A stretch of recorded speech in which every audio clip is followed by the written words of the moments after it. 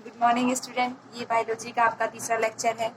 इसके पहले वाले लेक्चर में आपने काय व्यवस्था, काय प्रवर्धन के बारे में पढ़ा था। आज आप पढ़ेंगे लैंगिक जनन की कुछ घटनाएं। लैंगिक जनन होने से पहले कुछ घटनाएं होती हैं। परिपक्वता अवस्था प्राप्त करने के पश्चात सभी लैंगिक जनन करने वाले जीव कुछ घटनाएं एवं प्रक्रियाएं प्रदर्शित करते हैं। इन्हें 3 भिन्न भिन्न अवस्थाओं में विभक्त किया गया है। पहला निषेचन पूर्व, दूसरा निषेचन, तीसरा निषेचन पश्चात। निषेचन पूर्व, इसके अंतर्गत निषेचन से पहले 2 प्रमुख घटनाएं होती हैं। यानी आपको पता है कि निषेचन करने के लिए नर युग्मक और मादा युग्मक दोनों की आवश्यकता होती है। यानी निषेचन के पहले युग्मकों का निर्माण आवश्यक होता है। तो हम देखेंगे कि निषेचन के पूर्व में क्या घटना होती है। तो निषेचन के पूर्व में 2 घटनाएं होती हैं। एक होता है युग्मक जनन, दूसरा होता है युग्मक स्थानांतरण। चलिए, तो पहला हम देखते हैं युग्मक जनन। युग्मक जनन, युग्मक के निर्माण की प्रक्रिया को ही युग्मक जनन कहते हैं। यानी आपको पता, मैंने बताया अभी कि निषेचन से पहले युग्मक का निर्माण होना जरूरी है। तो युग्मक जनन में क्या होता है, युग्मक के निर्माण की प्रक्रिया। और युग्मक एक प्रकार से अगुणित कोशिका होती है। यानी जो हमारा युग्मक होता है वो n होता है, तभी तो हमारा 2n बनता है। यानी जब एक नर युग्मक और दूसरा मादा युग्मक n हमारा मिलके 2n बनता है। यानी युग्मक हमेशा अगुणित कोशिका होती है। नर भाग में नर युग्मक का निर्माण और मादा भाग में मादा युग्मक का निर्माण होता है। दूसरा है हमारा युग्मक स्थानांतरण। युग्मक स्थानांतरण मतलब एक स्थान से दूसरे स्थान पर जाना। निषेचन की प्रक्रिया तब तक नहीं होगी जब तक युग्मक स्थानांतरण होगा नहीं। तो इसके आगे हम अभी पढ़ेंगे, ये तो मैंने थोड़ा सा बता दिया है आपको। चलिए आइए देखते हैं युग्मक के प्रकार। युग्मक 2 प्रकार के होते हैं। एक होता है समयुग्मकी, दूसरा होता है विषमयुग्मकी। Isogamous and हेटेरोगैमस। समयुग्मकी नाम से स्पष्ट है, जो युग्मक आपस में देखने में समान हो उसे समयुग्मक कहते हैं। विषमयुग्मकी, जो युग्मक आपस से देखने में समान ना हो वो विषमयुग्मकी। आप यहाँ पर देख रहे हैं समयुग्मकी में कि यहाँ पर दोनों में कशाभिकाएं उपस्थित है। दोनों का आकार लगभग क्या है, समान है। ये आपका नर युग्मक है, ये मादा युग्मक है। जब ये दोनों आपस में मिलेंगे तो युग्मनज का निर्माण करेंगे। तो समयुग्मकी की परिभाषा हो गई। इसका एग्जाम्पल है शैवाल और क्लेमाइडोमोनास इत्यादि। यानी समयुग्मकी, दोनों युग्मक आपस में क्या है, देखने में समान है। जो युग्मक आपस में समान हो वो समयुग्मकी। नेक्स्ट है हमारा विषमयुग्मकी। इसमें नर तथा मादा युग्मक दोनों अलग अलग होते हैं। इनकी बाह्य संरचना भी अलग अलग होती है। इसमें मादा युग्मक को अंड या डिंब कहते हैं तथा नर युग्मक को पुमड़ या शुक्राणु कहते हैं। विषम युग्मकी आप देख रहे हैं कि मादा युग्मक का आकार इस तरह है, नर युग्मक का आकार इस तरह। यानी आपस में देखने में दोनों ही समान नहीं है। मादा युग्मक को अंड तथा नर युग्मक को शुक्राणु कहते हैं। चलिए, अगला टॉपिक है आपका जीवों में लैंगिकता। यानी एक होते हैं एक लिंगी प्राणी, दूसरे होते हैं द्विलिंगी प्राणी। एक लिंगी प्राणी कौन से होते हैं, जब एक लिंगी प्राणी यानी जब नर व मादा भाग अलग अलग प्राणियों में पाया जाता है उसे एक लिंगी प्राणी कहते हैं, जैसे तिलचट्टा। दूसरा है आपका द्विलिंगी, जिनमें दोनों लिंग एक साथ एक ही प्राणी में पाया जाता है उसे द्विलिंगी प्राणी कहते हैं, जैसे केचुआ, जोक, स्पंज आदि। एक लिंगी यानी दोनों ही सेक्सुअल जो पार्ट है, सेक्सुअल ऑर्गन है, वो दोनों ही अलग अलग प्राणियों में पाया जाता हो, जैसे मनुष्य है। और द्विलिंगी प्राणी यानी एक ही प्राणी के अंदर दोनों भाग, नर और मादा भाग पाया जाता हो, वो द्विलिंगी प्राणी होता है। चलिए, दूसरा आपका आपने पहले पढ़ा निषेचन पूर्व में युग्मक जनन। दूसरा आप पढ़ेंगे युग्मक स्थानांतरण। युग्मक के निर्माण के पश्चात नर तथा मादा युग्मक कायिक रूप से एक दूसरे के निकट आते हैं ताकि निषेचन की क्रिया सफलतापूर्वक हो सके।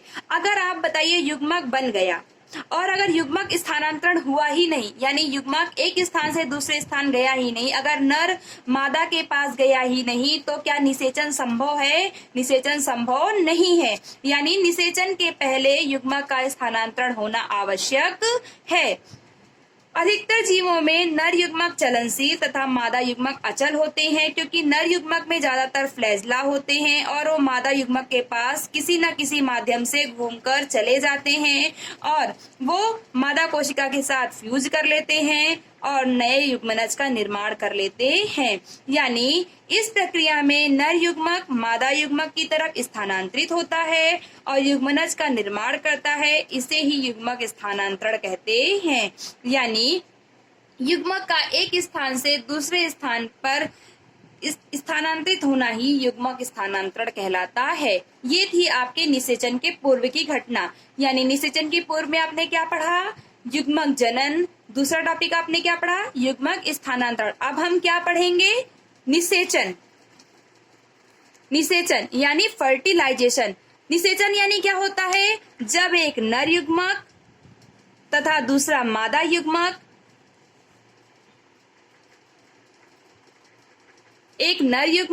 दूसरा मादा युग्मक आपस में मिलकर युग्मनज का निर्माण करते हैं, तो इसे युग्मकों का संलयन या फिर निषेचन की प्रक्रिया कहते हैं। जाइगोट आपके हमेशा 2n होते हैं। क्यों? क्योंकि n गिव्स 2n। ठीक, तो एक आपका नर युग्मक है, एक आपका मादा युग्मक है, दोनों ही आपस में मिलकर युग्मनज का निर्माण करते हैं। इसे ही निषेचन की प्रक्रिया कहते हैं। चलिए परिभाषा देखते हैं। इसमें नर तथा मादा युग्मक आपस में संलयित होते हैं। इस प्रक्रिया को युग्मक संलयन या फिर साइनोगैमी कहते हैं, जिसके परिणाम स्वरूप द्विगुणित युग्मनज का निर्माण होता है। इस प्रक्रिया को निषेचन या फिर फर्टिलाइजेशन कहते हैं। अब देखिए, कुछ जीव ऐसे होते हैं जिनमें बिना निषेचन के ही युग्मक से युग्मनज का निर्माण हो जाता है। उसको अनिषेक जनन कहते हैं। अभी आप निषेचन में क्या देख रहे हैं कि एक नर मिला, एक मादा मिला, तब युग्मनज बना। और अनिषेक जनन में आप क्या देखेंगे कि मादा युग्मक से ही युग्मनज का निर्माण हो रहा है, तो इसे अनिषेक जनन या पार्थोजेनेसिस कहते हैं। चलिए अब देखेंगे, नेक्स्ट टॉपिक है हमारा युग्मक संलयन कहाँ होता है। इसके अंतर्गत आप चलिए जानेंगे, एक होता है हमारा बाह्य निषेचन, दूसरा होता है हमारा अंतः निषेचन, एक्सटर्नल फर्टिलाइजेशन और इंटरनल फर्टिलाइजेशन। जो निषेचन जीव के शरीर के बाहर होता है वो बाह्य निषेचन नाम से स्पष्ट है, और जो निषेचन शरीर के अंदर होता है वो अंतः निषेचन कहलाता है। चलिए एक बार डिफिनीशन देखते हैं। इस प्रकार का निषेचन जीव के शरीर के बाहर संपन्न होता है तो बाह्य निषेचन कहलाता है, जैसे मेढक, मछली या फिर उभयचर वर्ग के आदि। इसके बाद है आपका अंतः निषेचन। जब निषेचन की प्रक्रिया शरीर के अंदर होती है तो इसे अंतः निषेचन कहते हैं, जैसे मनुष्य, सरीसृपी आदि। चलिए नेक्स्ट टॉपिक हम देखते हैं, निषेचन के पश्चात की घटनाएं।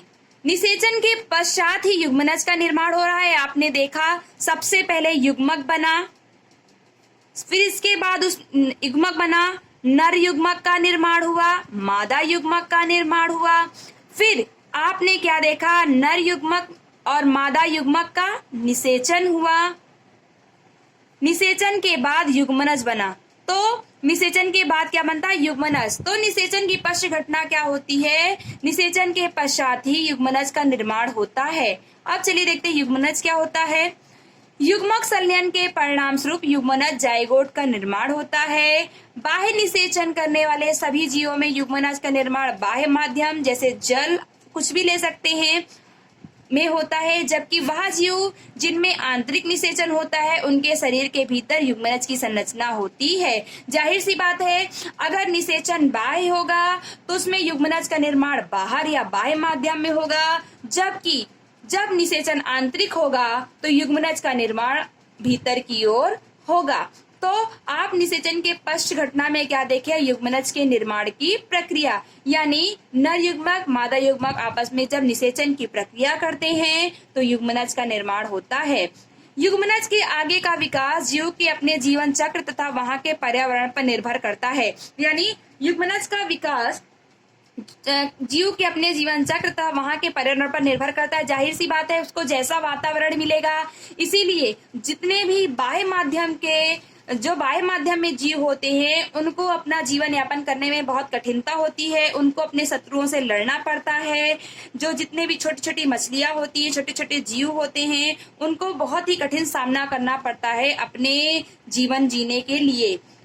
चलिए, आंतरिक निषेचन करने वाले प्राणियों की अपेक्षा।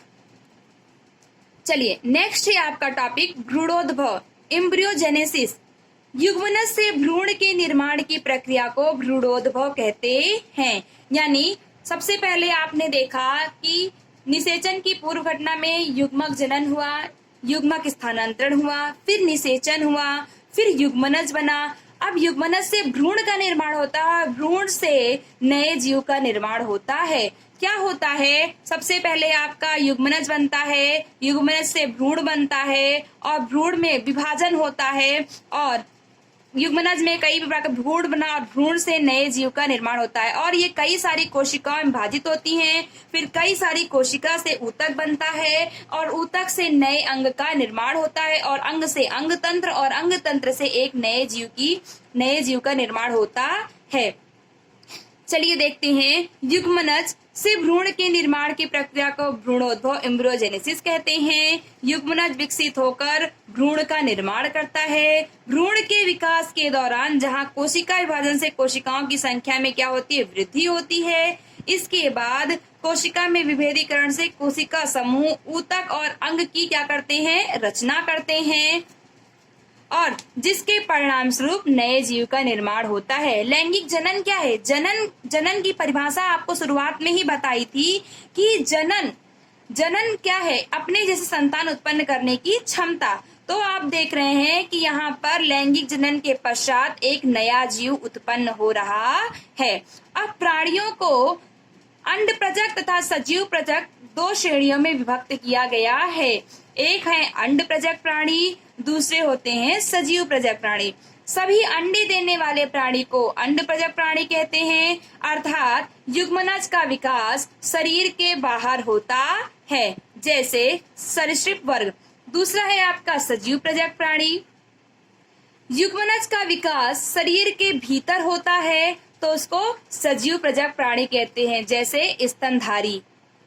चलिए, पुष्पीय पादपों में युग्मनज का निर्माण बीजांड के अंदर होता है और युग्मनज भ्रूण में तथा बीजांड बीज में विकसित होता है। पुष्पीय पादपों में कैसा होता है कि युग्मनज का निर्माण बीजांड के अंदर होता है, युग्मनज भ्रूण में तथा बीजांड बीज में विकसित हो जाता है।